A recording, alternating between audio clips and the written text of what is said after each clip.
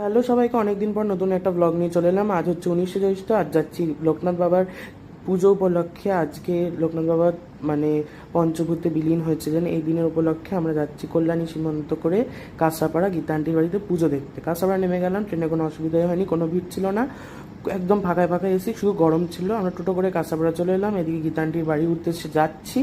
আন্টির বাড়ির বাইরে খুব সুন্দর করে সাজিয়েছিল, ভীষণই সুন্দর করে সাজিয়েছিল। ওখানে আমরা ঢুকলাম বা এখানে তোমাদেরকে বাবাকে দেখাবো। খুবই ভালো লাগছিলো আজকে বাবাকে সাজানোর পরে। আর এই যে এটা আমাদের বাবা লোকনাথ, সবাই প্রণাম করে নাও, সবাই মঙ্গল করুক বাবা।